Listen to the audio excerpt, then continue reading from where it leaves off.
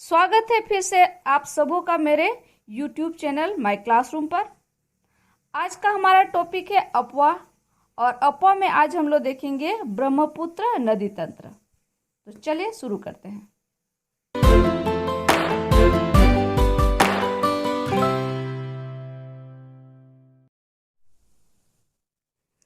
ब्रह्मपुत्र नदी तंत्र। इससे पहले हिमालय से निकलने वाली दो नदी तंत्र, सिंधु नदी तंत्र और गंगा नदी तंत्र को हम लोग देख चुके हैं। आज हम लोग इस वीडियो में ब्रह्मपुत्र नदी तंत्र को देखेंगे। यह वीडियो परीक्षा की दृष्टि से बहुत महत्वपूर्ण है, तो आप लोग इस वीडियो को अंत तक देखें ताकि आपको अधिक से अधिक लाभ मिल सके। और अगर आपको यह वीडियो अच्छा लगता है तो वीडियो को लाइक और शेयर जरूर कीजिए और चैनल को सब्सक्राइब कीजिए ताकि आपको इस तरह का वीडियो मिलते रहे। तो चलिए शुरू करते हैं। सबसे पहले इसका उद्गम हम लोग देखेंगे, ब्रह्मपुत्र नदी का उद्गम। तो ब्रह्मपुत्र नदी का उद्गम मानसरोवर झील के निकट चेमा युंगडुंग नामक हिमनद या ग्लेशियर से होता है। तो यहाँ आप लोग देख सकते हो कि यह है मानसरोवर झील और इसके निकट एक ग्लेशियर है, एक हिमनद है, ठीक, चेमा युंगडुंग नामक, और यहीं से ब्रह्मपुत्र नदी निकलती है। चेमा युंगडुंग, इसको याद रखना है। यह तिब्बत में है, ठीक है, ये जहाँ निकलती है यह तिब्बत में है और हम लोग जानते हैं कि तिब्बत चीन में है। यहाँ से नदी पूर्व दिशा में हिमालय के समानांतर तिब्बत में ही बहती है और तिब्बत में इस नदी को सांगपो नाम से जाना जाता है। तिब्बत में इसका नाम सांगपो रहता है, ठीक है। और यह पूर्व, जहाँ से निकलते हैं वहाँ से यह पूर्व दिशा में हिमालय के समानांतर बहती है। यह नदी भारत में अरुणाचल प्रदेश में प्रवेश के पहले एक यू टर्न लेती है, या कह सकते हैं यू आकार का मोड़ बनाकर गार्ज या महाखंड बनाते हुए, या उसको कह सकते हैं कि गहरी खाई बनाते हुए भारत में प्रवेश करती है। इस जगह पर महान हिमालय की सबसे पूर्वी चोटी, ठीक है, हिमालय में महान हिमालय की सबसे पूर्वी चोटी है नामचा बरवा और इसी के समीप यू आकार का मोड़ बनाती है। भारत में जैसे ही ये नदी प्रवेश करती है इसका नाम दिहांग हो जाता है और अरुणाचल प्रदेश में ये नदी दिहांग नाम से बहता है।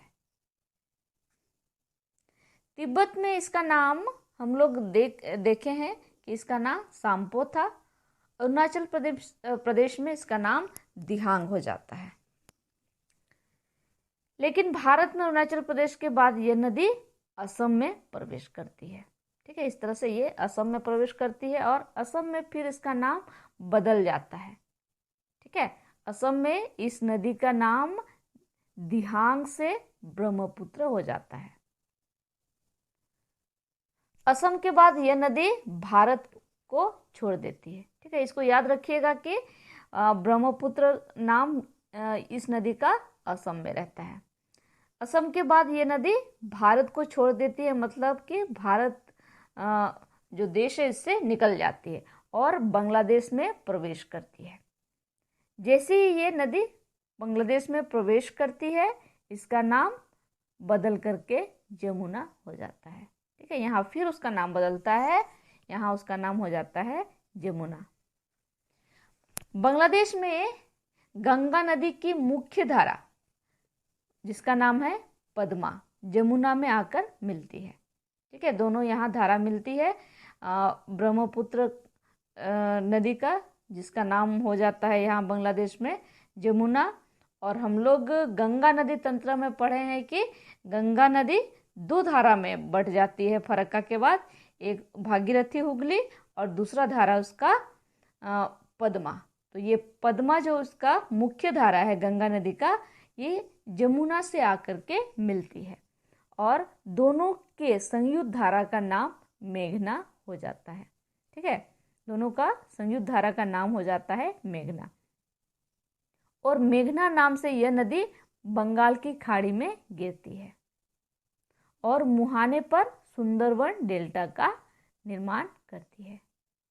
ठीक है, दोनों का जो संयुक्त धारा है उसका नाम हो जाता है मेघना, और मेघना के नाम से ये बंगाल की खाड़ी में गिरती है और मुहाने पर सुंदरवन डेल्टा का निर्माण करती है। इस डेल्टा में सुंदरी वृक्ष की प्रधानता है, जिसके कारण से इसका नाम सुंदरवन डेल्टा पड़ा है। ठीक है, यहाँ सुंदरी वृक्ष पाए जाते हैं। ये डेल्टा विश्व की सबसे बड़ी डेल्टा है, ये याद रखना है। ये सुंदरवन जो डेल्टा है ये विश्व की सबसे बड़ी डेल्टा है। चलिए एक बार हम लोग शुरू से इसका नाम हम लोग देखेंगे। ठीक है, तो तिब्बत में इस नदी का नाम सांगपो रहता है, अरुणाचल प्रदेश में दिहांग, असम में ब्रह्मपुत्र, बांग्लादेश में जमुना, और जब जमुना नदी में गंगा की मुख्य धारा पद्मा इसमें आकर के मिलती है तो इसका नाम मेघना हो जाता है। इसको क्रम से याद रखना है। हम लोग ब्रह्मपुत्र नदी का उद्गम से मुहाना तक देख लिए हैं। यह नदी भारत में सिर्फ अरुणाचल प्रदेश और असम में ही बहती है। ठीक है, 2 राज्यों में केवल बहती है, अरुणाचल प्रदेश और असम में। और एक बात इसमें याद रखना है कि असम में सदिया से धुबरी तक राष्ट्रीय जलमार्ग का निर्माण किया गया है। ठीक है, इसी नदी में धुबरी, सदिया से धुबरी तक, ठीक, ये असम में है, वहाँ पर राष्ट्रीय जलमार्ग का निर्माण किया गया है। यहाँ आंतरिक नौचालन होता है, मतलब नौका चालन यहाँ होता है। तिब्बत में इस नदी में जल और सिल्ट की मात्रा कम रहती है। ठीक है, तिब्बत में इसमें अवसाद और जल दोनों मात्रा इसमें कम पाया जाता है, क्योंकि तिब्बत एक ठंडा और शुष्क क्षेत्र है। लेकिन भारत में इसमें जल और सिल्ट की मात्रा बढ़ जाती है, और जिसके कारण से नदी कई धाराओं में बहती है और नदी द्वीप का निर्माण करती है। ठीक है, भारत में यह नदी नदी द्वीप का भी निर्माण करती है। और विश्व की सबसे बड़ी नदी द्वीप माजुली द्वीप ये ब्रह्मपुत्र नदी में है, और यह द्वीप असम राज्य में है।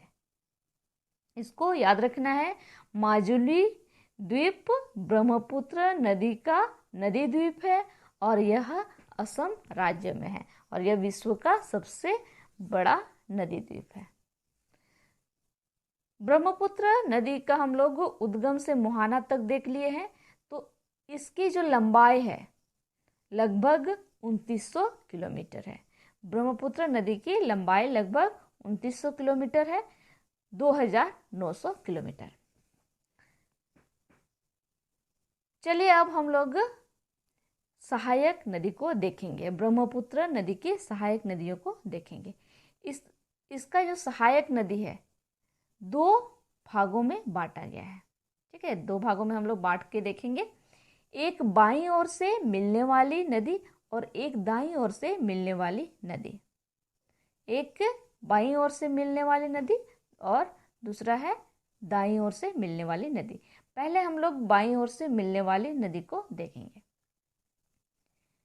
बाईं ओर से इसमें मुख्य रूप से 2 ही नदी दिबांग और लोहित मिलती है। मुख्य रूप से, वैसे छोटी छोटी कई धारा इसमें मिलती है, लेकिन मुख्य रूप से इसमें दिबांग और लोहित ही मिलती है।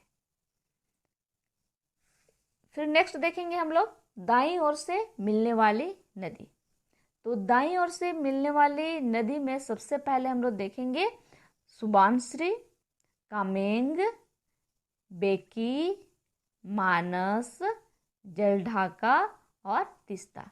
ये इस नदी में, मतलब ब्रह्मपुत्र नदी में दाईं ओर से मिलती है।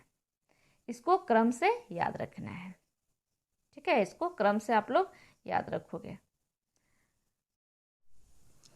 ब्रह्मपुत्र नदी तंत्र से संबंधित सारे तथ्यों को देख लिए। उम्मीद करती हूँ कि ब्रह्मपुत्र नदी तंत्र अच्छे से समझ में आ गया होगा। इस प्रकार हम लोग अब हिमालय से निकलने वाली नदियों में सिंधु नदी तंत्र, गंगा नदी तंत्र और ब्रह्मपुत्र नदी तंत्र को कंप्लीट कर दिए। और जो भी स्टूडेंट सिंधु नदी तंत्र और गंगा नदी तंत्र का वीडियो नहीं देखे हैं वे मेरे चैनल के प्लेलिस्ट में जाकर इस वीडियो को देख सकते हैं।